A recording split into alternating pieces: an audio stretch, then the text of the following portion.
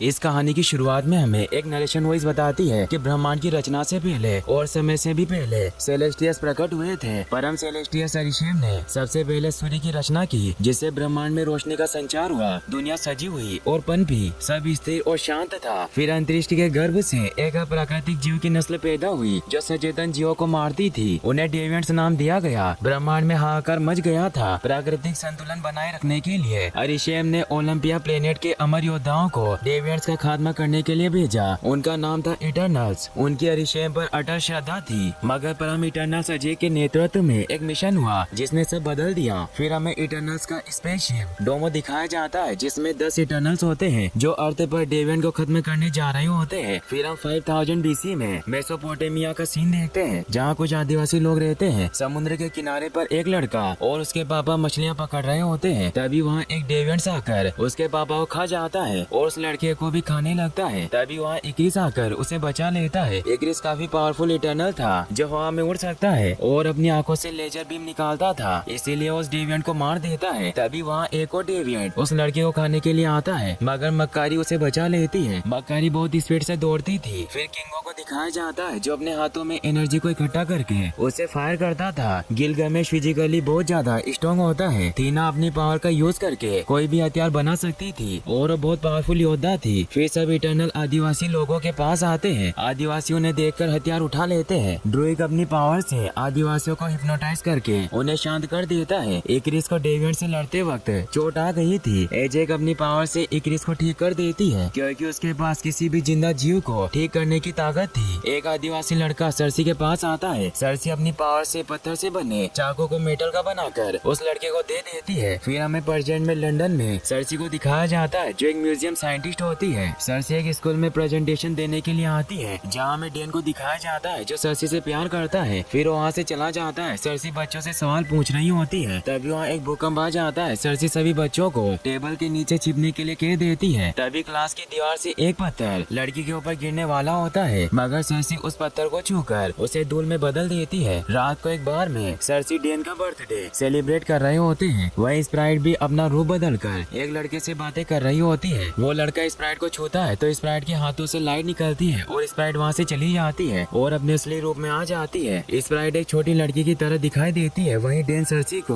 उनके रिश्ते के बारे में पूछता है, मगर सरसी कहती है कि मैं अभी साथ नहीं रह सकती। डेन कहता है कि मुझे स्प्राइट ने बताया है कि तुम्हारा पिछले बॉयफ्रेंड के साथ ब्रेकअप 100 साल पहले हुआ था और वो उड़ भी सकता है। सरसी कहती है कि वो एक पायलट है। फिर वो सब घर जाते हैं, मगर रास्ते में उन पर एक डेविएंट हमला कर देता है। सरसी उसे रास्ते में फंसा देती है, मगर वहाँ से निकल जाता है। सरसी उसे दूसरी तरफ ले जाती है। स्प्राइट अपने और सरसी के बहुत सारे इल्यूजन बना देती है, मगर डेविएंट उन्हें ढूंढकर स्प्राइट पर हमला कर देता है। तभी वहाँ इक्रिस आ जाता है और स्प्राइट को बचा लेता है। डेविएंट इक्रिस पर हमला करता है, जिसकी वजह से वो दोनों एक बस से टकरा जाते हैं। बस डेन और स्प्राइट के ऊपर गिरने वाली थी। तभी सरसी बस को छूकर उसे फूल में बदल देती है। इक्रिस डेविएंट को घायल कर देता है, मगर डेविएंट अपने आप को हिल कर लेता है। इक्रिस और स्प्राइट ये देखकर हैरान हो जाते हैं। फिर इक्रिस डेविएंट पर हमला करता है, लेकिन वहाँ से भाग जाता है। फिर सरसी डेन को बताती है कि हम इटर्नल्स हैं। इंसानों को डेविएंट से बचाने के लिए धरती पर 7000 साल पहले आए थे। 500 साल पहले हमें लगा हमने सारे डेविएंट्स को मार दिया, मगर वो वापस आ गए। डेन सरसी से पूछता है कि जब थेनोस धरती पर आया था या किसी भी और जंग में तुम लोग कहाँ थे। सरसी कहती है कि डेविएंट्स के अलावा हमें किसी भी इंसानी मसलों में दखल देने से मना किया गया था, क्योंकि अगर हम इंसानों को हर चीज से बचाते रहे तो इंसानों का विकास उस तरह नहीं होगा जैसा होना चाहिए। डेन कहता है कि जब डेविएंट्स 500 साल पहले खत्म हो गए थे तो तुम लोग वापस क्यों नहीं गए। सरसी बताती है कि हम घर लौटने के आदेश का इंतजार कर रहे थे। फिर सरसी स्प्राइट के पास आ जाती है। सरसी इस बात को लेकर परेशान होती है कि डेविएंट अपने आप को हिल कर रहा था, मगर पहले तो वो ऐसा नहीं कर पाते थे।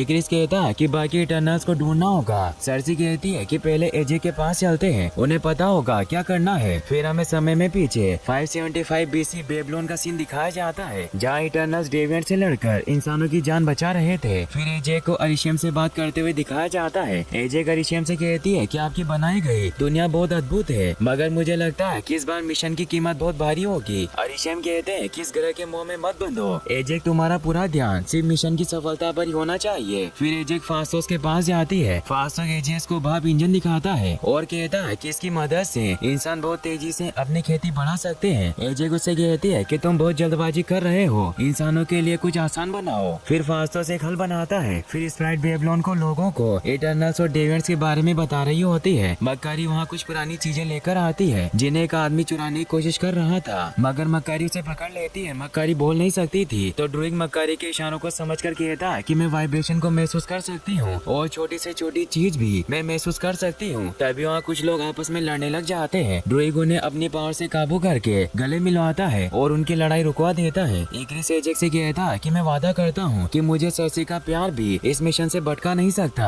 एजेक इक्रिस को बताती है कि अरिशेम पर तुम्हारा भरोसा अटूट है, मगर तुम्हें अपनी खुशी ढूंढने का हक है। जाओ और सर्सी से अपने दिल की बात कह दो। इक्रिस सर्सी को बताता है कि वो उससे बहुत प्यार करता है। सर्सी भी इक्रिस से बहुत प्यार करती है। फिर हम 480 गुप्ता साम्राज्य का सीन देखते हैं जहाँ इक्रिस और सर्सी शादी कर लेते हैं, जिससे सभी बहुत खुश होते हैं। फिर प्रेजेंट डे का सीन दिखाया जाता है जहाँ इक्रिस, सर्सी और स्प्राइट साउथ डकोटा में एजेक के पास आए होते हैं। वो सब एजेक को उनके घर में ढूंढते हैं, लेकिन उन्हें एजेक नहीं मिलती। फिर सर्सी को एजेक घर के बाहर मरी हुई मिलती है। सब एजेक को मरी हुई देखकर बहुत दुखी होते हैं। तभी एजेक के अंदर से शक्ति व्रत निकलकर सर्सी के अंदर चला जाता है और अरिशेम सर्सी से कहते हैं कि वक्त आ गया है। स्प्राइट और इक्रिस भी सर्सी के पास आ जाते हैं। सर्सी उन्हें बताती है कि एजेक का शक्ति व्रत जिससे अरिशेम से बात करती है वो मेरे अंदर आ गया और मैंने अरिशेम से बात की। इक्रिस सर्सी को कहता है कि तुम्हारे मन का भ्रम भी हो सकता है। फिर हमें समय में पीछे 1521 एडी में टेनोचटिट्लन का सीन दिखाया जाता है जहाँ युद्ध हो रहा होता है, जिसमें सेना बेकसूर लोगों को मार रही होती है। ये सब देखकर ड्रूइग उन लोगों को अपने वश में करने लगता है, मगर एजेक उसे रोक लेती है और कहती है कि हम इंसानों के झगड़ों में दखल नहीं दे सकते, हमारा काम बस डेविएंट्स को मारना है। ड्रूइग कहता है कि ये झगड़ा नहीं बल्कि कत्लेआम है, हथियार का आविष्कार भारी पड़ रहा है, मैं सब रोक सकता हूँ। तभी टीना को कुछ हो जाता है। सर्सी टीना के पास जाती है, मगर टीना सर्सी पर हमला कर देती है। मक्कारी ये देखकर सर्सी को वहाँ से दूर ले जाती है। टीना फास्टोस पर हमला करके उसे घायल कर देती है। मक्कारी टीना को तेजी से दूर ले जाने की कोशिश करती है, मगर टीना ने मक्कारी के पेट में तलवार घुसा दी, जिससे मक्कारी नीचे गिर गई। टीना मक्कारी को मारने के लिए उस पर हमला करती है, मगर एजेक अपने हाथ आगे लाकर हमला अपने ऊपर ले लेती है और टीना को शांत करने की कोशिश करती है, मगर टीना एजेक के पेट में भी तलवार घुसा देती है। तभी गिलगमेश आकर टीना को पकड़ लेता है, मगर टीना गिलगमेश पर भी हमला कर देती है। गिलगमेश को टीना को रोकने का कोई तरीका नजर नहीं आता, इसीलिए उसे जोर से मुक्का मारकर बेहोश कर देता है। एजेक सभी के घाव को अपनी पावर से हिल कर देती है। सर्सी कहती है कि मुझे लगा कि मन का भ्रम सिर्फ किस्से कहानियों में होता है। फास्टोस बताता है कि एक लाइलाज बीमारी है। तभी टीना को होश आ जाता है। एजेक उसे बताती है कि तुम सबको जान से मारने वाली थी। सर्सी और फास्टोस तो घायल हुए, मगर मक्कारी तो मरते मरते बची। टीना कहती है कि मुझे कुछ याद नहीं। एजेक उसे बताती है कि तुम्हें मन का भ्रम है, तुम्हारा दिमाग तुम्हारी यादों के बोझ तले टूट रहा है और मेरे पास बस एक ही इलाज है कि तुम्हारी यादों को मिटाकर एक नई शुरुआत करें। टीना कहती है कि मैं मेरी जिंदगी भूलना नहीं चाहती। एजेक उसे कहती है कि पुरानी यादें होने या न होने से कोई फर्क नहीं पड़ता, तुम्हारी आत्मा वही रहेगी, तुम टीना ही रहोगी, मुझ पर भरोसा रखो। तभी ड्रूइग उन्हें कहता है कि आप पर भरोसा क्यों रखे, आप उसकी अस्थि मिटाने की बात कर रही हैं। हमने 7000 साल तक आप पर भरोसा रखा और देख लीजिए आप पर भरोसा करने का नतीजा, हजारों सालों तक इंसानों को आपस में लड़कर बर्बाद होते देखा, जबकि मैं पल भर में उन्हें रोक सकता था। फिर ड्रूइग सब लोगों को अपने वश में करके युद्ध रोक देता है और उन लोगों को अपने साथ लेकर जाने लगता है। इक्रिस ड्रूइग को समझाता है लोगों को उसके वश से छोड़ने के लिए। एजेक उसे रोकती है, मगर ड्रूइग कहता है कि आपके कहने से मैं नहीं रुकूंगा, अगर मुझे रोकना है तो मुझे मार दीजिए। ये कहकर वहाँ से चला जाता है। गिलगमेश एजेक से कहता है कि टीना मेरी निगरानी में रहेगी, उसकी यादों को मत मिटाइए। एजेक उसे कहती है कि किसी दिन जब ये तुम पर वार करेगी तो तुम्हें ही इसे मारना होगा।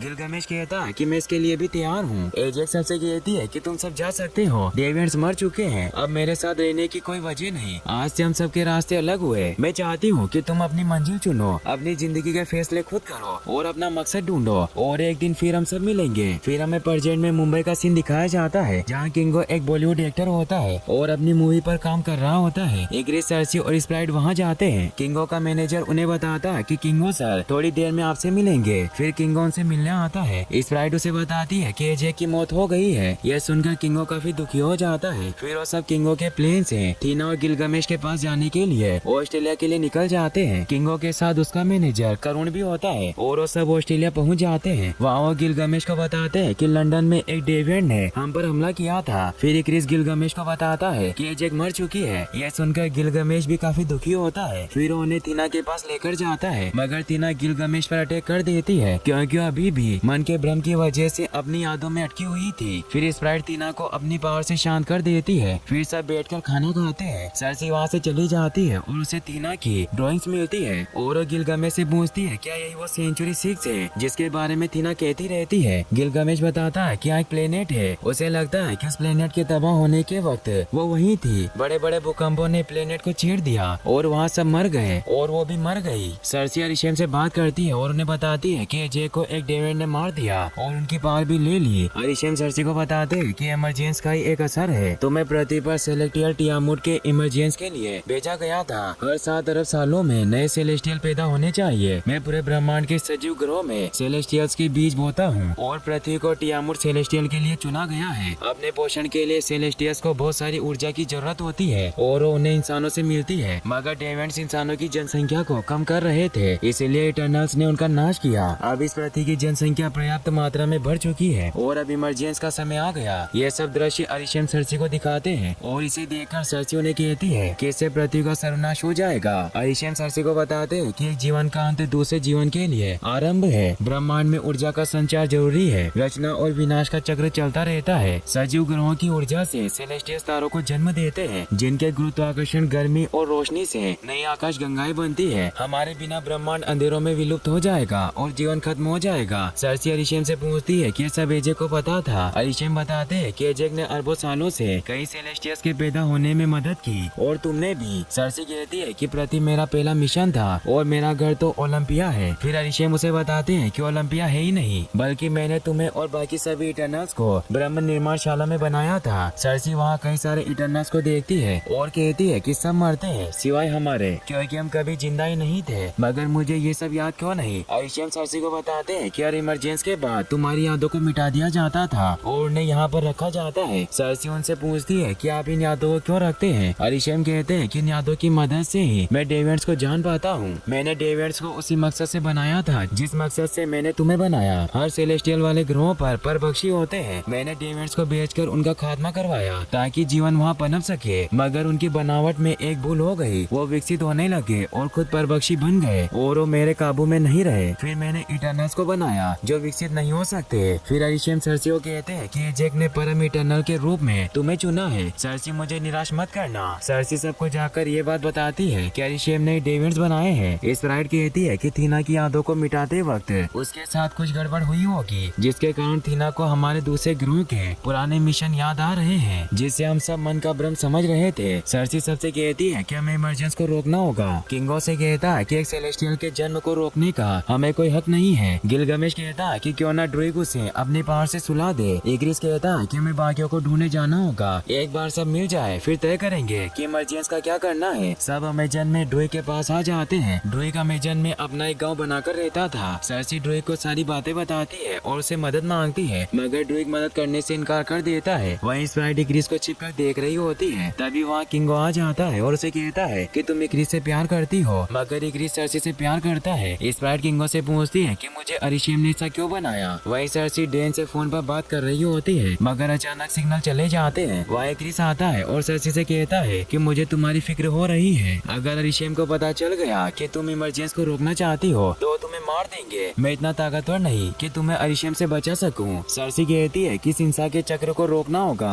और तुम मेरी फिक्र मत करो। तभी एक डेविएंट इग्रिस पर हमला करके उसे आसमान में ले जाता है और बहुत सारे डेविएंट आकर ड्रुइग के गांव पर हमला कर देते हैं। सरसी लोगों को एक कमरे में भेजकर उस कमरे को मेटल का बना देती है। इग्रिस उस डेविएंट को मार देता है, मगर दूसरा डेविएंट इग्रिस पर हमला कर देता है। गिलगमेश वहाँ आकर इग्रिस को बचा लेता है। तभी टीना को अपने पुराने मिशन याद आने लगते हैं और वो इग्रिस पर हमला कर देती है। गिलगमेश टीना को शांत करके वहीं रुकने के लिए कहता है और डेविएंट से लड़ने के लिए जाता है। सबसे पावरफुल डेविएंट बाकी डेविएंट्स को ड्रुइग के गांव पर हमला करने के लिए भेज देता है। गिलगमेश इग्रिस को गांव में डेविएंट्स को मारने के लिए भेज देता है। इग्रिस डेविएंट्स को मारता है और लोगों को बचाता है, लेकिन एक डेविएंट इग्रिस को बहुत बुरी तरह से घायल कर देता है और सरसी उसे बचाने आती है। वो डेविएंट सरसी पर हमला करता है। सरसी उसे अपने हाथों से छूती है, जिसके कारण वो डेविएंट एक पेड़ बन जाता है। सब ये देखकर हैरान हो जाते हैं क्योंकि सरसी पहले अपने पावर से बस निर्जीव चीजों को बदल सकती थी, मगर अब सजीव चीजों को भी बदलने लगी है। गिलगामेश डेविएंट के लीडर क्रो से लड़ता है, मगर वो डेविएंट गिलगामेश को मारकर उसके पास छीन लेता है और इंसानों की तरह बोलने लग जाता है। वो बताता है कि एजेक ने जो देखा मैंने भी वो देखा था, बहुत सारे ग्रह और ढेर सारी लाशों पर एक सेलेस्टियल पैदा होता है। अरिशेम ने हमारा फायदा उठाया और इमरजेंस होते ही हमें मरने के लिए छोड़ दिया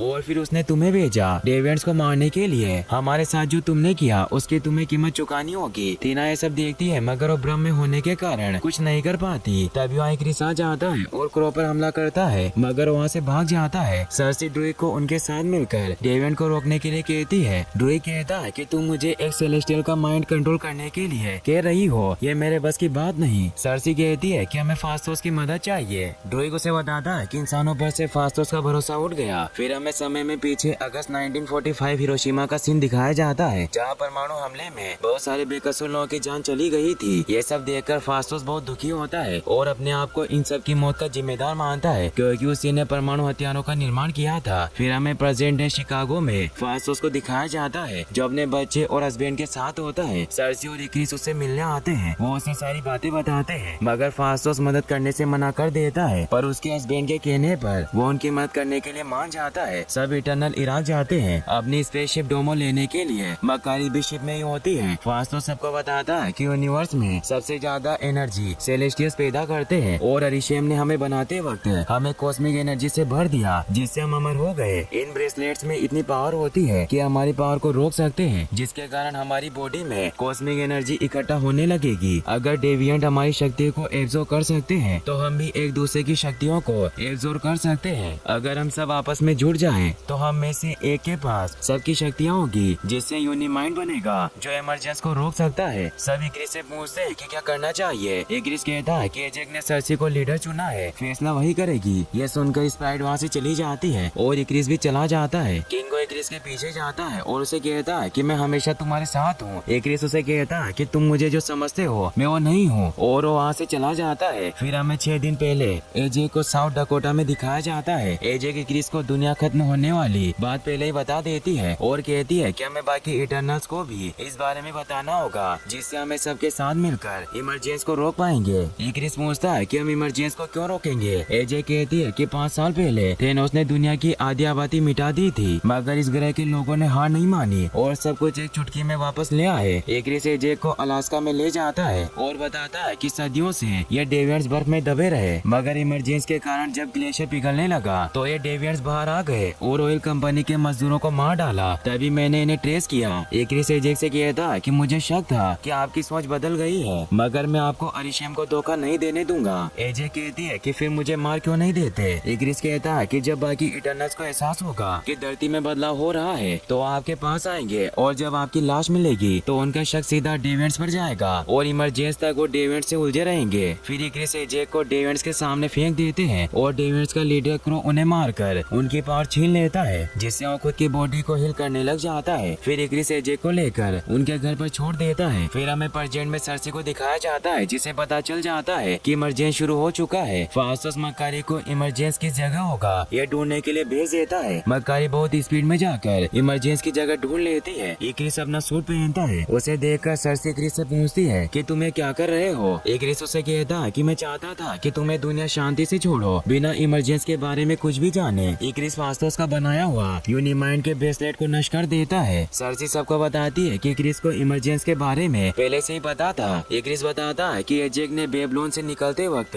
मुझे सब बता दिया था। सरसी इक्रिस से पूछती है कि अगर एजेक तुम्हें अपनी जगह देना चाहती थी तो उन्होंने मुझे क्यों चुना। सब समझ जाते हैं कि इक्रिस ने एजेक को मारा है। मकारी आकर सबको इमरजेंस की जगह बता रही होती है। तभी इक्रिस उस पर हमला करता है, मगर किंगो सामने आकर मकारी को बचा लेता है और मकारी को वहाँ से भगा देता है। सब इटरनल्स इक्रिस के खिलाफ खड़े हो जाते हैं। इक्रिस कहता है कि तुम लोग मुझे हरा नहीं सकते, अगर जरूरत पड़ी तो मैं तुम सबको मार दूंगा। इक्रिस वहाँ से जाने लगता है, मगर स्प्राइट उसे रोककर उसके साथ चली जाती है। मकारी सबसे पूछती है कि स्प्राइट इक्रिस के साथ क्यों गई। किंगो सबको बताता है कि स्प्राइट इक्रिस से प्यार करती है। फिर किंगो भी वहाँ से जाने लगता है। फास्टोस उसे रोकता है, मगर वो कहता है कि मैं तुम्हारी मदद नहीं कर सकता। मुझे इक्रिस की बात सही लगती है। अगर तुम इस इमरजेंस को रोकोगे तो पता नहीं ऐसी कितनी दुनिया बनने से पहले रोकोगे। और किंगो वहाँ से चला जाता है। ड्रूइग कहता है कि अगर हम इक्रिस से लड़ने जा रहे हैं तो हमारे पास बैकअप प्लान आसान होना चाहिए। फास्टोस कहता है कि हमारी शक्तियाँ मिलाकर एक सेलेस्टियल को मारने के लिए काफी नहीं है। ड्रूइग बताता है कि सर्सी ने एक डेविएंट को पेड़ बना दिया था। ये सुनकर फास्टोस कहता है कि सर्सी इसी तरह तुम टियामुट को रोक सकती हो, मगर सर्सी कहती है कि वो डेविएंट मर चुका था और मैं एक सेलेस्टियल को नहीं मार सकती। फास्टोस सर्सी से कहता है कि तुम्हारे अंदर जो शक्ति व्रत है वो तुम्हें और अरिशेम को आपस में जोड़ता है। उसका इस्तेमाल करके मैं हम सब के बीच में एक कनेक्शन बना सकता हूँ जिससे हमारा यूनिमाइंड एक्टिवेट हो जाएगा, मगर उसे तुम्हारे अंदर से निकलना होगा। फिर फास्टोस शक्ति व्रत को निकाल कर सबके लिए यूनिमाइंड ब्रेसलेट बना देता है और वो सब इमरजेंस को रोकने के लिए वहाँ पहुँच जाते हैं। इग्रिस उन्हें मारने के लिए जाता है मगर थीना उसे रोकती है। दोनों लड़ते हैं। सर्सी, ड्रूइग और मकारी इमरजेंस को रोकने लग जाते हैं। थीना भी यूनिमाइंड से जुड़ जाती है। इग्रिस वहाँ आकर ड्रूइग पर हमला करके उसे घायल कर देता है और डोमो शिप पर हमला करके उसे क्रैश करवा देता है। मकारी फास्टोस और थीना को शिप से निकाल कर बाहर ले आती है। मकारी गुस्सा होकर इग्रिस पर हमला कर देती है क्योंकि वो ड्रूइग से प्यार करती थी। सर्सी फास्टोस को इग्रिस को जाकर रखने के लिए कहती है और इमरजेंस को रोकने के लिए टियामुट के पास चली जाती है। इग्रिस मकारी को घायल कर देता है। तभी वहाँ क्रो आ जाता है और इग्रिस पर हमला कर देता है क्योंकि वो सभी इटर्नल्स की पावर छीनना चाहता था। फास्टोस उस पर हमला करके उसे गुफा में भेज देता है और इग्रिस को अपनी टेक्नोलॉजी का यूज करके वहीं बांध देता है। सर्सी टियामुट के पास जा रही होती है। स्प्राइट एजे का रूप लेकर सर्सी पर पीछे से हमला करके उसे घायल कर देती है। तभी वहाँ ड्रूइग आ जाता है और स्प्राइट को मारकर बेहोश कर देता है। थीना उस डेविएंट को मारने के लिए गुफा में जाती है। वो डेविएंट गिलगामेश की आवाज से बात करके थीना की पावर छीनने की कोशिश करता है मगर थीना उसे मार देती है। फिर दिखाया जाता है कि टियामुट धरती से बाहर निकलना शुरू हो गया है। सर्सी टियामुट को रोकने लग जाती है। इग्रिस फास्टोस की केस से आजाद होकर सर्सी को मारने चाहता है मगर उससे प्यार करने की वजह से सर्सी को नहीं मार पाता। फिर सारे इटर्नल्स यूनिमाइंड का कलेक्शन बनाकर टियामुट को बाहर आने से रोक देते हैं। इग्रिस को भी अपनी गलतियों का एहसास हो जाता है, इसीलिए वो खुद को खत्म करने के लिए उड़कर सूरज में चला जाता है। सर्सी स्प्राइट को कहती है कि मेरे अंदर अभी टियामुट की कुछ पावर है, तुम चाहो तो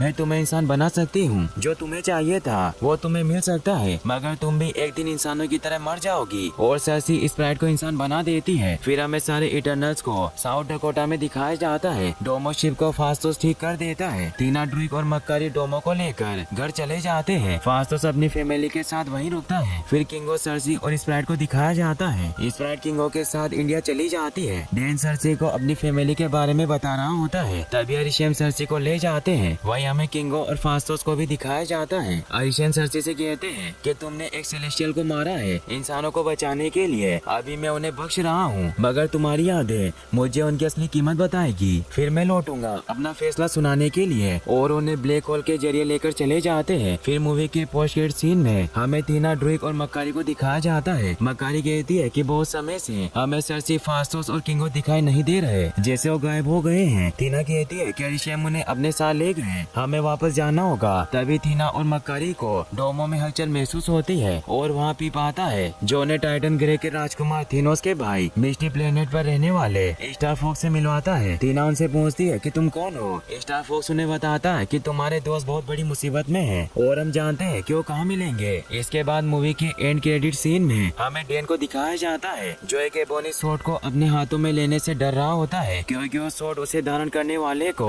ब्लैक नाइट की शक्तियाँ प्रदान करती है। तभी एक आदमी जो कि असल में ब्लेड होता है वो डैन से पूछता है कि क्या तुम सच में इसके लिए तैयार हो। और इसी के साथ ये मूवी यहीं पर एंड हो जाती है।